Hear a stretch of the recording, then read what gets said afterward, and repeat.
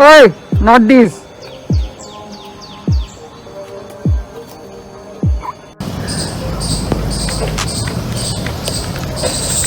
Welcome to Ignite Motor Art. My name is Aryan and I'm going to give you an honest 6-month review of my R15 V3 BS4. The fuel economy and the performance on the bike is best in class. The handling is deft and swift and the price is pocket friendly.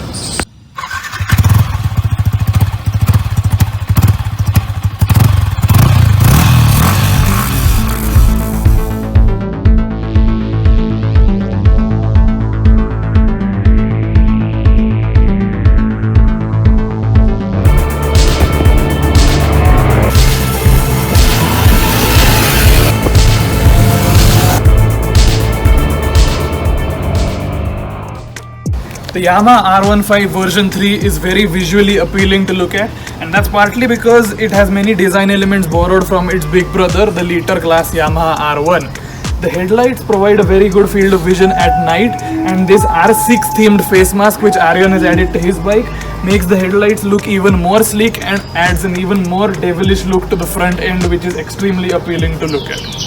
The R15 V3 is a sports bike, so it has quite an aggressive riding posture and you have to lean quite forwards to ride this bike properly. If you're not used to this position, it could cause a slight amount of backache in the initial stages of owning this bike, but you'll get used to it fairly quickly. The pillion seat is positioned quite high up as compared to the rider seat, so it might get uncomfortable for a pillion over long journeys. That said, this machine is built around the rider and isn't meant for long and extensive pillion use, so it serves its purpose really well.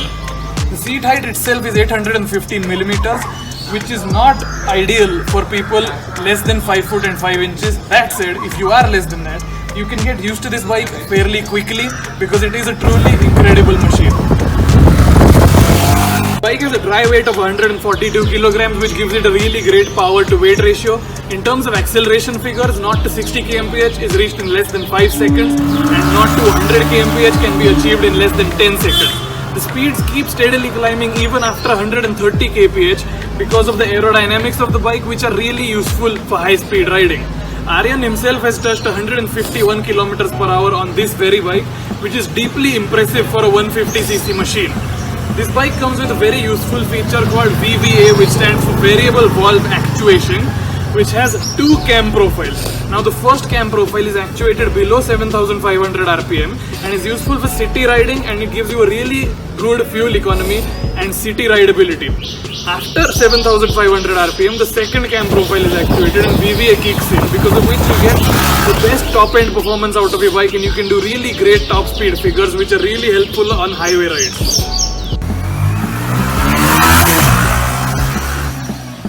Being a race-inspired machine, the R15 version 3 has a lot of aerodynamic components and is designed to cheat the wind.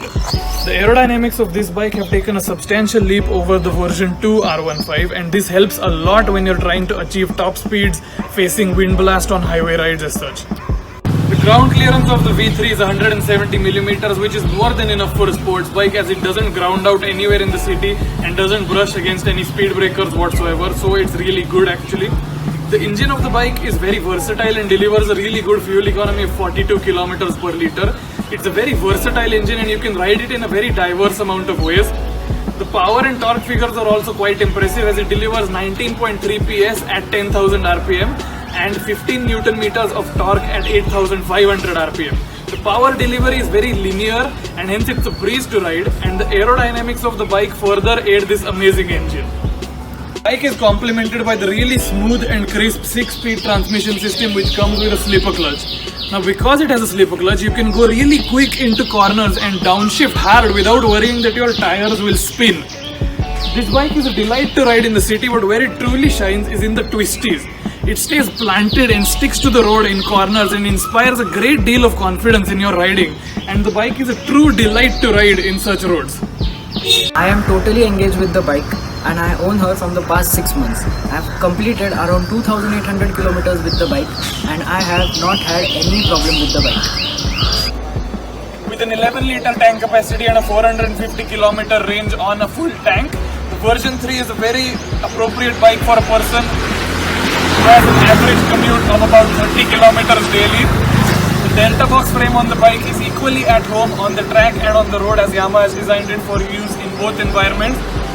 The bike has MRF rubber on the front and at the back, and it's very grippy and provides a sufficient amount of cornering grip as well. It has dual channel ABS, which is a very necessary feature in today's times. And you don't have to be afraid while doing high speed runs on the highway either, because the brakes have a sufficient bite to them as well. The hollow tail design of the R15 looks very sleek and futuristic and is again reminiscent of the R1 Superbike. The build quality of this machine is very, very high, and hence this bike holds a really huge amount of appeal in the 150cc segment for all buyers. Aryan has fitted his bike with a tail tidy, as you can see here, and LED blue indicators which also double up as hazard lights, which is a really useful and funky addition to the bike. The customizations which Aryan has fitted to his bike include the rear tail tidy, the skid plate at the bottom, CNC made frame sliders, the bubble visor and the R6 inspired mask, which I covered earlier, as well as the LED custom indicators. Now, the long-term review of this bike, as Aryan has told me, is largely positive, and it's a deeply impressive machine for somebody who wants a bike which is equally at home on the track and for everyday commute. We hope you enjoyed the video. Like, subscribe and share, and ride safe. Don't leave me, don't leave me.